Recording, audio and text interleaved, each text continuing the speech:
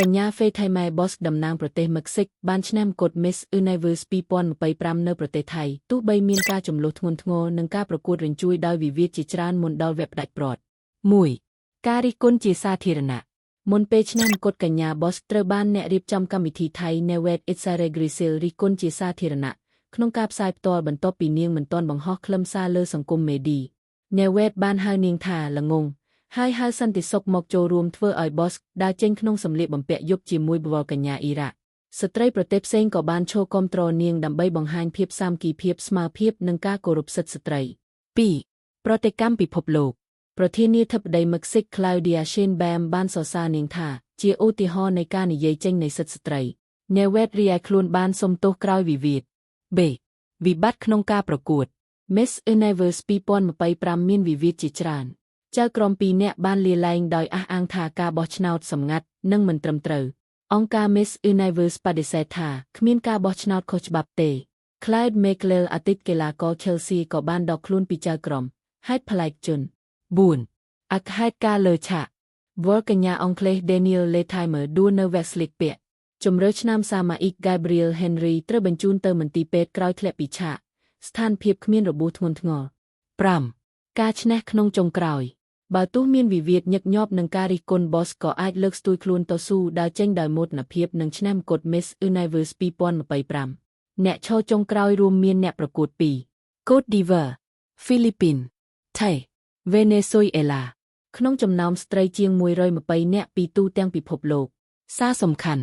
ហ្វេថៃម៉ែបសក្លាយជានិមិត្តសញ្ញាសម្រាប់សិទ្ធិស្ត្រីនិងការតស៊ូប្រឆាំងការឈ្លានពានផ្លូវពាក្យMiss Universe 2025គឺជាការប្រកួតពេញវិវាទបំផុតក្នុងរយៈពេលច្រើនឆ្នាំ Boss ឈ្នះកូដក្រោមការចោទប្រកាន់ការឈ្លានពាននិងការបះបោររបស់ចៅក្រមជាច្រើនរឿងដែលធ្វើឲ្យជ័យជំនះរបស់នាងកាន់តែមានអត្ថន័យ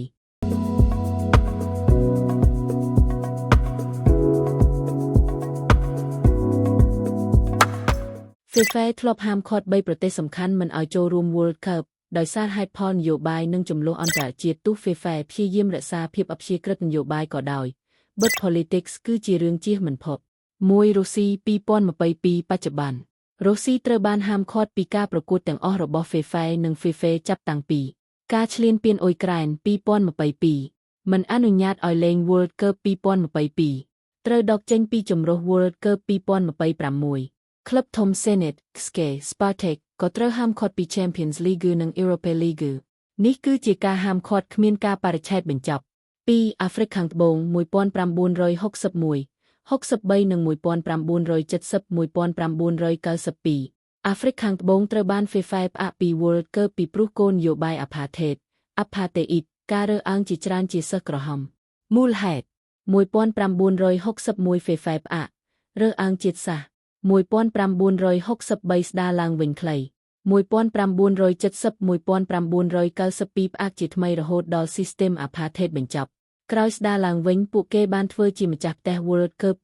2010លើកដំបូងនៅអាហ្វ្រិក 3. យូកូស្លាវី1994ត្រូវបានហាមឃាត់ព្រោះសង្គ្រាមយូកូស្លាវីនិងសម្ពាធពីក្រុមប្រឹក្សាសន្តិសុខអឺន1992ពួកគេមិនអាចប្រកួត World Cup 1994ឬសេហាមឃាត់ពីកីឡាអន្តរជាតិទាំងអស់សារសំខាន់ការស៊ាំស៊ូរបស់សឺប៊ីនិង Montenegro ក្រោមសាធារណរដ្ឋសហព័ន្ធយូកូស្លាវីត្រូវបានទប់ស្កាត់ព្រោះចំនួន Bosnia Croatia ប្រទេសដែលត្រូវបានលើកឡើងប៉ុន្តែមិនមែនដោយហេតុផលនយោបាយ The Congo ត្រូវបានដកពីជម្រើស World Cup 2026ដោយហេតុផលផ្លូវរដ្ឋ Administrative Issues មិនមែននយោបាយប្រទេស Uzbekistan, Jordan, Cape Verde, Curacao កំពុងត្រៀមចូលរួមលើកដំបូងព្រឹត្តិការណ៍ World Cup 2026ដំណើរការ World Cup 2026 ឬសេ Mexico, Canada មាន48ក្រុមច្រើនបំផុតក្នុងប្រវត្តិសាស្ត្រក្រុមថ្មីចូលរួមដំបូង Curacao, Cape Verde, Uzbekistan ប្រទេស Haiti និង Scotland កំពុងវិលត្រឡប់ក្រោយអវត្តមានយូរ Israel មិនត្រូវបាន FIFA ហាមឃាត់ទេមិនបានចូលរួម World Cup ព្រោះមិនអាចជាប់ឆ្នាំជំរុះមានសម្ពាធនយោបាយប៉ុន្តែគ្មានការផ្អាកផ្លូវការនយោបាយសហរដ្ឋអាមេរិក Donald Trump ប្រទេសមួយចំនួនក្នុង Travel Ban របស់ Trump ត្រូវបានហាមចូលតែកីឡាករអាចចូលបានដើម្បីលេង World Cup ខណៈពីលក្ខណៈគាំទ្រមិនអាចចូល Ban applies to fans not athletes សារសំខាន់ FIFA ព្យាយាមធ្វើឲ្យ World Cup ឆ្ងាយពីនយោបាយ តែចំនួនអន្តរជាតិនឹងការរើអាងធ្វើឲ្យប្រទេស3រុស្ស៊ីអាហ្វ្រិកខាងត្បូងយូកូស្លាវីត្រូវបានហាមឃាត់ World Cup 2026គឺជាព្រឹត្តិការណ៍ធំបំផុតនិងបើកទូលាយបំផុតក្នុងប្រវត្តិសាស្ត្រ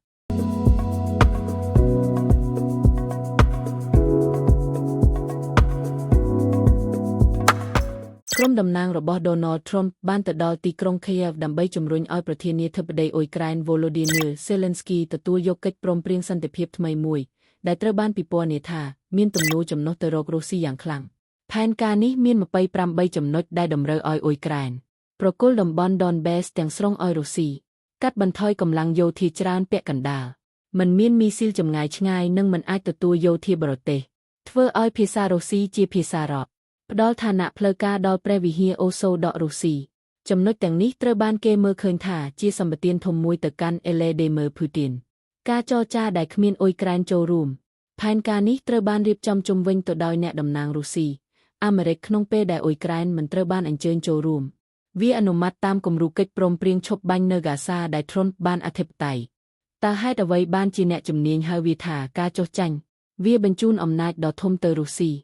ប៉ះពាល់ដល់អធិបតេយ្យឲ្យភាពនយោបាយរបស់អ៊ុយក្រែនបន្ថយសមត្ថភាពការពារខ្លួនរបស់ Kyiv កាត់ជំនួយយោធាសហរដ្ឋអាមេរិកធ្វើឲ្យរុស្ស៊ីគ្រប់គ្រងតំបន់មានប្រាក់ចំណេញធ្យូងថ្មរ៉ែបរិបទសង្គ្រាមសំណើនេះលេចឡើងពេលដែលរុស្ស៊ីកំពុងវាយប្រហារយ៉ាងសាហាវលើអ៊ុយក្រែនរកបានជោគជ័យយុទ្ធសាស្ត្រយក Pokrovsk គ្រប់គ្រង 19A នៃទឹកដីអ៊ុយក្រែនខិតខំដណ្ដើម Donbas 88នៃ Luhansk និង75នៃ Donetsk ការឆ្លើយតបពី Zelensky និងអឺរ៉ុប Zelensky មានទស្សនៈថាកិច្ចព្រមព្រៀងនេះមិនអាចទទួលយកបានដោយសារតែវាប្រឆាំងអធិបតេយ្យឲ្យភាពប្រទេសមេដឹកនាំអឺរ៉ុប Estonia France ក៏បានបញ្ជាក់ថាកិច្ចព្រមព្រៀងណាមួយត្រូវមានការចូលរួមរបស់អ៊ុយក្រែនសន្តិភាពមិនអាចមានន័យថាអ៊ុយក្រែនចុះចាញ់ប្រសិនបើរុស្ស៊ីចង់បានសន្តិភាពពិតប្រាកដវាអាចឈប់បាញ់ដោយគ្មានលក្ខខណ្ឌការចូលរួមពីTrumpមិនទាន់អះអាងជាផ្លូវការនៅវិធានការទាំងនេះកិច្ចខិតខំប្រឹងប្រែងសន្តិភាពរបស់Trumpមុននេះភាគច្រើនជាប់គាំងកិច្ចប្រជុំTrump Putinមុនបានលុបចោលសារសំខាន់សង្ខេបផែនការសន្តិភាពរបស់Trumpមានទំនោរចំណុះទៅរុស្ស៊ី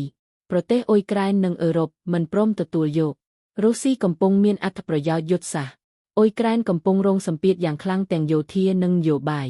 សំណើនេះតាក់ទងយ៉ាងជិតស្និទ្ធនឹងអំណាចរបស់Putinនិងការចុះសម្រុងអាមេរិករុស្ស៊ី